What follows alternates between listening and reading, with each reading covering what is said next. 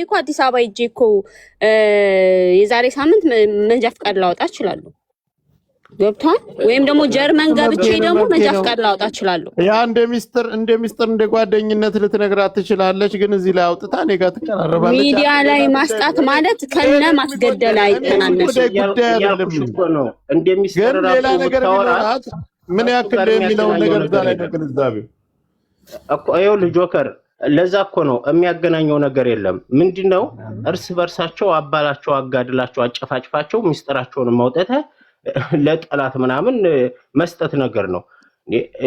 ለሷ ብቻ እኮ እርስ በርሳችሁም እኮ የሆነ ነገር እንድትደራረጉ ነው። ማን እንደዚህ ብዬሽ እንደዚህ ለምን ምናምን አይነት ነገር መጥቶ እርስ በርስ የማባላት ስራ ነው የሚሰራው። ብዙ ጊዜ የሚኬደው የሴራ አካሄድ ልክ ያዘኑ እየመሰሉና የሆነ ነገር ካንተ ጋር ምንም የሚያገናኘው ነገር የለም። ቢያገናኘው እንኳን ይሄ ነገር አንተ የሚፈልግ ሰው ብዙ ነው። በጣም አስቸጋሪ ሁኔታ ላይ ነው ያለው። ነገ በአንድ ቂጥ ንፍሳ ብለው ምናምን ለሚግማሙት ነገር አሳልፎ አንተ መረጃ በዚህ ልክ እንትን ማለቱ እኔ በጣም የሆነ አለ አይደለ ድምጽ አልባ ሽጉጥ ምናምን ነገር ሰው ፊት ቆመህ እንደመምታት ነው የሚቆጠረውና ራስህን ጠብቅ። ሚስጥርህን ለማንም ይሁን ለማ አሳልፋት ስጣራት ነው። ነፍጠኛ እየሳሳህለት ነው። ከማስገደል አይተናነስም እያልኩ ነው። እሺ ሰላም፣ እንዴት ነህ ጆከር? አለ ዋሴ፣ እንዴት ነሽ ብራዝ? እንዴት ናችሁ? እውነት ለመናገር እኔ ስላንተ ስለተናገሩ ሰዎች ነው መናገር ፈልገው። ማን ምን ነበር? ማን ለአማራ ምን አመለካከት ነበረው? ማን ስለ አማራ ምን እያለ ሲያብጠልጥል ነበር እናውቃለን። እባብ ለመዴ ተብሎ በጉያ ይያዝም ይባላል። አሁን ስላንተ የተነገረው ጥቆማ ነው የተወራው። ጥቆማ የሚመስል ነገር የተነገረው ነገር በጣም የሚያሳዝን ነው። እኔ ነፍጠኛው እንዳለው ነው፣ ራስህን መጠበቅ መቻል አለብህ። ይሄ ጥቆማ የሚመስል ነገሮችን በደንብ ማን የኋላ ታሪኩ ምን ነበረ፣ ምን ሲያደርግ ነበር፣ ለአማራ ምናምን አመለካከት ነበረው፣ ምን ሲሉ ነበር፣ እሱን በደንብ ልታጠና ይገባል። መርሳት የለባችሁም። እውነት ለመናገር አማራ እንደዚህ ነው እያለ ስታብጠለጥል የነበረች ሰው ዛሬ ጥቆማ የሚመስል እንትና እንዲህ ነበረ፣ መንጃ ፍቃድ፣ እንትን ፍቃድ፣ የአውሮፕላን ፍቃድ፣ የመኪና ፍቃድ እየተባለ ሲወራ የነበረው ጥቆማ ነው። ይሄ እኔ ነግሬሃለሁ ጆከር፣ አንተ ብቻ ሳትሆን በዙሪያችሁ አላችሁ። በቃ አማራ ከሆንክ እንደ አማራነታችሁ በቃ ስራችሁን ስሩ።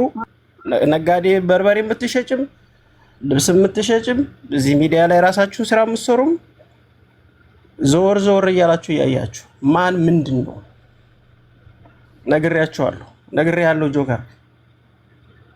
ይሄ ጥቆማ ነው፣ የሚመለከትህ ጉዳይ አይደለም። የተጣሉት እርስ በርሳቸው ነው። መሲ ወጣ የተናገረችው ግን ጥቆማ ነው። እዚህ ቦታ አለላችሁ፣ ምንም የሚያገባህ ነገር የለም። እንትና እንዲህ ብለሽ ነበር ከተነጋገሩ እንኳን እዛ የተሰብስበው ይቅርታ ምናምን ሲባባሉ ስለነበሩ ሰዎች ሶስቱ ሰዎች ማውራት ይቻል ነበር፣ ግን አይደለም። አንተን መጥራት የተፈለገው ለጥቆማ የሚመስል ነገር ነው የተናገረው። አንተ አለ ምንም አለ ምንም አለ የመጣው ነገር ለመቀበል መቼም ምን እንትን የሚባል ነገር የለም። ስለዚህ ጥንቃቄ አርግ። ሁላችሁም በተለይ አማራዎች ጥንቃቄ። እባብ ለመዴ ተብሎ በኪስ አይያዝም። ማን ጉቺም ማናትቺ ሳራም ሌሎቻችሁም የአማራ ልጆች ተጠንቀቁ። ጆከር በማይመለከትህ ነገር ዛሬ የተነገረው ጥቆማ ነው። አገባኝው እኔ ኮዛ ጋር ትልቅ ነገር ቢኖራት ኑሮ የነበረች ሰው ናት። ዛሬ ሞባይል ለመሸጥ ነው ኢትዮጵያኒስት ሆና ከማንም ያገናኘኝ ምናምን ስራ ስትጀምር ነው እንጂ ምን ስታደርግ እንደነበር እናውቃለን። ኧረ እሱን ሁላችንም እናውቃለን። መቼ ጠፍቶን ስራ ስትጀምር ነው ነገሯን ያቆመች እንጂ አማራን ምን ስታደርግ እንደነበር ምን ስትል እንደነበር እናውቃለን። አሁንም በዙሪያችሁ ገብታ አንዱን ካንዱ እርስ በርሳችሁ መሀል ላይ ገብታ ልክ እንዳመለኛ ከብት መሀል ላይ ገብታ በዛም በዚህም መነሻሸራችሁ ነው የወጣችሁ። ከዛ አልፎ ደግሞ አንተን ጥቆማ የሚመስል ነገር ነው የሰራችሁና ተጠንቀቁ። እኔ ነው በተለይ አንተ ተጠንቀቅ፣ ነግሬሃለሁ።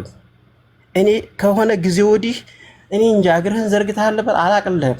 እኔ ጎበዝ ልጅ ነበርክ፣ ራስህን ጠብቀህ ነበረ ምናምን። ከሆነ ጊዜ ከሆነ ወራት ጊዜ ወዲህ እግርህን ዘርግተሃል። በጣም ጥንቃቄ ብታደርግ ብዬ አስባለሁ። ጆከር ፈቃደኛ ከሆናችሁልኝ የሆነ ላሰማችሁ። አንዴ ነጁ አንድ ደቂቃ ብቻ ነው ላሰማችሁ። ነጁ ቆይ ትጨርሻለሽ። እስራኤል ስራ ላይ ሊሆን ይችላል። ጆከር እኔ ሁለት ነገሮች ነው የምናገረው እዚህ ጋር ሁላችሁም እንድትሰሙ ፈልገው። ትናንትና የተሰራው ነገር አንደኛ አንተም ችግር አለብህ፣ የምትቀርበውና የማትቀርበው ሰው አታውቅም። ሁለተኛ ጂጂ ማን እንደሆነች እዚህ ውስጥ ያላችሁ ሁላችሁም ታውቃላችሁ። ጂጂን አስገብታ አንድ አዲስ አበባ ያለው ልጅ ላይ ታኩር ላይ ነው የተሄደበት፣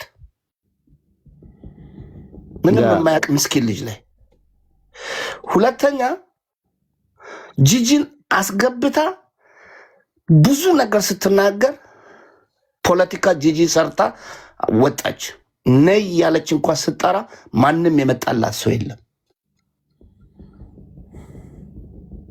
አሁን ነገሩ ምንድነው ነው? ታኩር ላይ አንድ ነገር ቢደርስበት መሲ ብርጅስቶን እመኝኝ እያንዳንዳችን ካንቺ ራስ አንወርድም። ጂጂን አስገብተሽ እንዴት እንደለፈለፍሽ፣ ጂጂን አስገብተሽ እንዴት እንደተናገርሽ፣ ጂጂን አስገብተሽ እንዴት አድርገሽ ሰው አስረግጠሽ እንደወረድሽ እናውቃለን። ስለ ዳለቻ አነሳች ጂጂ የምትባል ሴትዮ ብዙ ነገር ተወራ፣ በጣም ብዙ አወራችሁ። አንዳንድ ጊዜ ገብተን ማናወራው ሳናቀርት አይደለም። ማን ምን ይናገራል፣ ማን ምን እያለ ነው ዝም የምንለው። የምታረጉትን ነገር ግን ጥንቃቄ አድርጉ።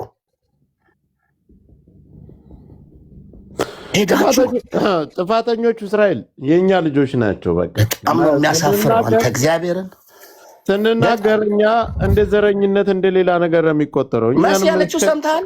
እኔ በታኩር መኪና ጋር ባል ያልሄድኩበት ኢትዮጵያ ስለማልመላለስ ነው ብላ ፖለቲካ ሰርታበት ወረደች።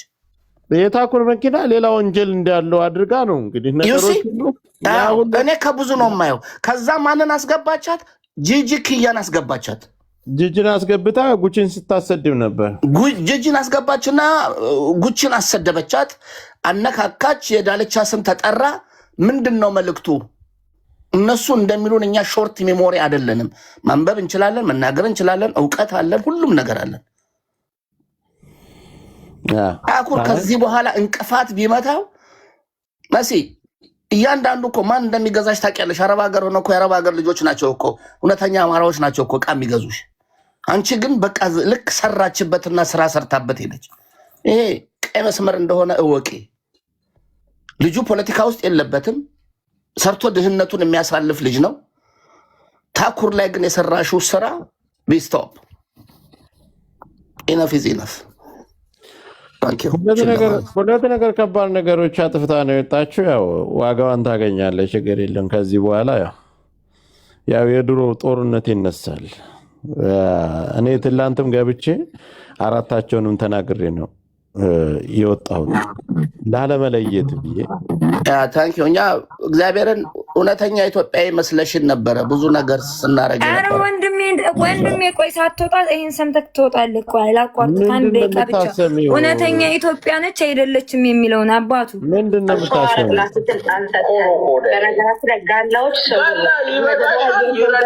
ለምሳሌ ለጅንኑ ሸር አድርጉለት። ጅንን ይበዳሻል ይረዳሻል ነው ያላት። እውነት ነው።